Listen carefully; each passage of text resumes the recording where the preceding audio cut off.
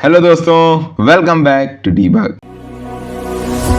Start करते हैं आज के लेक्चर को। जैसा कि पिछले 2 लेक्चर से हम लोग पढ़ ही रहे थे बिटवाइज ऑपरेटर क्या होता है, आज भी उसी को कंटिन्यू करना पड़ रहा है। आज हम लोग उसी का पार्ट 3 देखते हैं और देखेंगे कि आज XOR ऑपरेटर क्या होता है और कैसे बिटवाइज OR की फंक्शनिंग होती है, और एक रियल लाइफ एग्जांपल से समझते हैं कि बिटवाइज OR काम कैसे करता है। तो सबसे पहले कि बिटवाइज OR होता क्या है। बिटवाइज OR को हम लोग इस कैरेट के साइन से डिनोट करते हैं। सिंपली जहां भी ये कैरेट लगा होता है वहां मतलब XOR ऑपरेटर लगा हुआ है। तो बिटवाइज OR को एक्चुअली कहते क्या है, बिटवाइज OR को एक्सक्लूसिव और ऑपरेटर कहते हैं। इसको हम लोगों ने शॉर्ट किया तो ये एक्स और हुआ, जिसको हम लोग कहते कहते हम लोगों ने एक्स और को XOR कर लिया। इसके बाद एक बाइनरी ऑपरेटर होता है जो 2 ऑपरेंड ही लेता है, और ये ट्रू यानी 1 रिटर्न करता है जब इसकी दोनों ही बिट्स अलग अलग होती हैं, और ये 0 रिटर्न करता है जब दोनों बिट्स सेम होती हैं। अगर दोनों कंडीशन सेम है तो 0 और अलग अलग हैं तो 1। तो इसमें भी 4 ही केसेस बनते हैं, 0 1 1 0 0 0 1 1, ये 4 केसेस बने। तो अगर अब हम लोगों ने ऊपर क्या देखा, ऊपर देखा जब दोनों बिट्स डिफरेंट है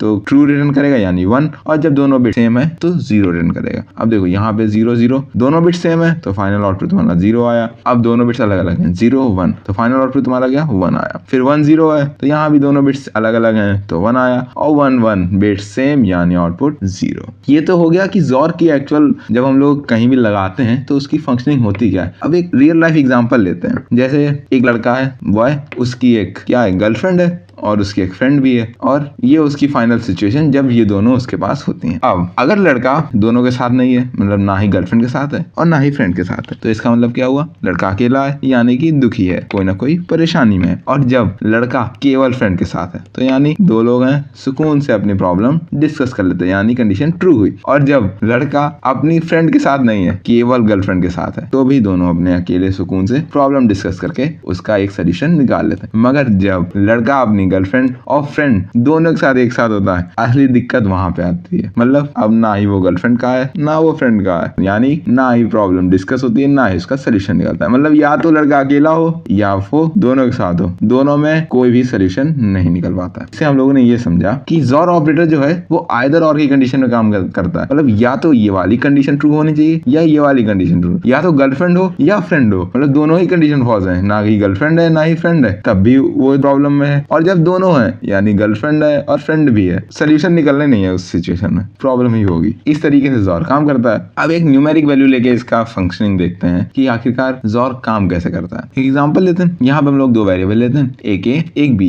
ए में हम लोग स्टोर करा देते हैं 43 और बी में हम लोग ले लेते हैं 76। अब क्या करें, अब इसकी हम लोग बाइनरी निकालते हैं। तो 43 की बाइनरी ये आई, 76 की बाइनरी ये आई। अब हम लोग क्या, अब हम लोग इस पे लगाते हैं XOR ऑपरेटर। XOR यानी कैरेट का साइन। तो अब ये हॉरिजॉन्टल में है, अब इसे वर्टिकल फॉर्म में कन्वर्ट करके क्या है, टेबल आई हम लोगों की ये। तो एक एक करके इस पे XOR लगाते हैं, क्योंकि बिटवाइज है तो पर बिट काम करेगा। तो पहले 0 1 पे XOR लगाया। 0 1 यानी क्या हुआ, उसके पास गर्लफ्रेंड नहीं है, उसके पास इस समय फ्रेंड है। तो फ्रेंड है यानी कि सोल्यूशन आना है प्रॉब्लम का, तो कंडीशन ट्रू हुई। फिर गर्लफ्रेंड है फ्रेंड नहीं है, यहाँ भी सोल्यूशन आना है यानी कि 1। अब दोनों ही नहीं है, लड़का अकेला है यानी कंडीशन फॉल्स, सोल्यूशन नहीं निकलना है। फिर से अब गर्लफ्रेंड भी है और फ्रेंड भी है, जब दोनों है तो उसका सोल्यूशन कुछ नहीं आना। फिर से यहाँ पे 0 1 है यानी गर्लफ्रेंड नहीं है फ्रेंड है, तो कंडीशन ट्रू। फिर 1 0 हुआ, फिर से कंडीशन ट्रू हुई। फिर 1 0 है, दोनों डिफरेंट बिट्स हैं यानी कंडीशन ट्रू। ये हम लोग का क्या आया, ये हम लोग का फाइनल रिजल्ट है। अब इसको जब हम लोग लिखते हैं तो क्या आंसर आता है, 1 1 0 0 1 1 1। जब हम लोग इसके न्यूमेरिक वैल्यू में कन्वर्ट करते हैं तो न्यूमेरिक वैल्यू क्या आती है, 103। यानी जब हम लोग 43 और 76 में XOR ऑपरेशन परफॉर्म करते हैं तो आउटपुट क्या आता है, आउटपुट आता है 103।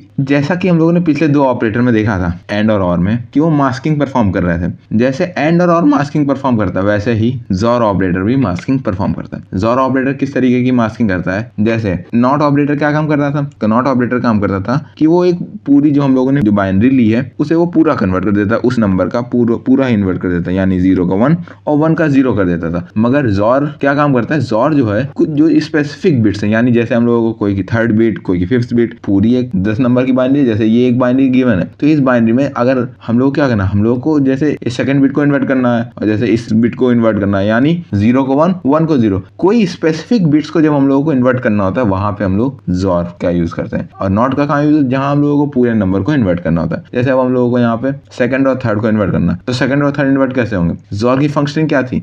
XOR की फंक्शनिंग थी अगर बिट्स डिफरेंट है तो वो ट्रू देगा और बिट्स सेम है तो 0 देगा। यानी अब अगर हम इसका सेम यानी 0 के साथ कंपैरिजन कराते हैं, 0 के साथ XOR ऑपरेशन परफॉर्म होगा तो क्या होगा? 0 के साथ ऑपरेशन परफॉर्म होने का मतलब सेम बिट तो फाइनल आउटपुट 0, तो क्या ये 0 इन्वर्ट होगा? 0 इन्वर्ट नहीं होगा। और अगर हम लोग इसी 0 का एक 1 के साथ XOR लगाते हैं तो 0 और 1 है, बिट्स सेम, फाइनल आउटपुट क्या आएगा? फाइनल आउटपुट 1 आएगा, यानी कि 0 से 1 बिट्स हो गई इन्वर्ट। थर्ड इसको भी इन्वर्ट करना था, इसको इन्वर्ट कैसे करेंगे? अब 1 है, अगर हम 1 का 0 के साथ करा दें तो क्या फाइनल आउटपुट आएगा? फाइनल आउटपुट तुम्हारा 1 आएगा, क्योंकि बिट्स डिफरेंट थी तो वो तो बिट्स इन्वर्ट नहीं हुई। अब हम अगर 1 का 1 के साथ कराते हैं यानी बिट सेम तो ये आउटपुट तुम्हारा 0 आया। तो जब हम लोग किसी भी बिट का 1 के साथ ऑपरेशन परफॉर्म कराते हैं तो वो बिट इन्वर्ट हो जाती है। और जब हम लोगों को बिट को इन्वर्ट नहीं करना, सेम रखना है, तो हम लोग वहां पे क्या करेंगे? वहां पे हम लोग इसका ऑपरेशन 0 के साथ परफॉर्म करेंगे। जैसे हम लोगों ने क्या मास्क लिया, ये हम लोगों का मास्क हुआ। अब देखो 0 का 1 के साथ ऑपरेशन जब परफॉर्म करेंगे तो फाइनल आउटपुट 1 आएगा, यानी कि बिट इन्वर्ट हो गई। और जब 1 का 1 के साथ करेंगे तो फाइनल आउटपुट 0 आएगा, यहाँ पे भी बिट इन्वर्ट हो गई। और जब 1 0 का ऑपरेशन हुआ तो फाइनल आउटपुट 1,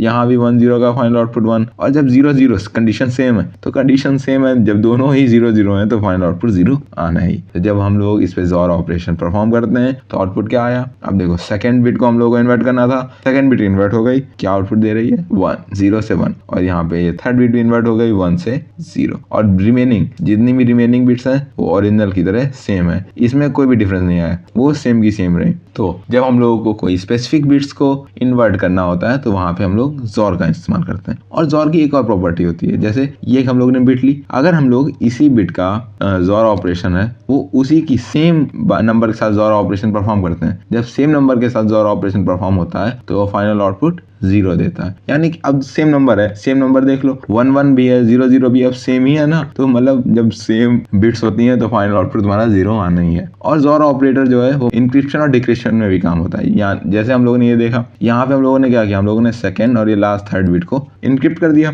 तो जब ये इनक्रिप्ट हुई, अब जब हम लोग फिर से इसी सेम मास्क के साथ फिर से इस पे XOR ऑपरेशन परफॉर्म करेंगे, जब सेम XOR ऑपरेशन परफॉर्म होगा तो वापस से ये इसकी ओरिजिनल बिट इसे मिल जाएगी। तो इस तरीके से इस पे इंक्रिप्शन और डिक्रिप्शन भी परफॉर्म हो सकता है। आज के लिए बस इतना ही। हो सकता है आपको ये लेक्चर बोरिंग लग रहा हो, क्योंकि पिछले 3 लेक्चर से हम लोग बराबर बिटवाइज ऑपरेटर ही पढ़ रहे हैं। तो आज के लिए बस इतना ही। अगर आपके डाउट्स हों तो प्लीज कमेंट, और प्लीज आपके डाउट्स कमेंट किया करिए, जिससे मैं समझ सकूं कि आखिरकार क्या कंटेंट में इंप्रूवमेंट हो सकती है। तो नेक्स्ट लेक्चर में हम लोग बिटवाइज ही कंटिन्यू रखेंगे, क्योंकि अभी एक लास्ट टॉपिक बचा हुआ है बिटवाइज ऑपरेटर का, जो कि है शिफ्ट ऑपरेटर्स, जिसके 2 पार्ट होते हैं, लेफ्ट शिफ्ट और right shift operator. So please like, share and subscribe Debug.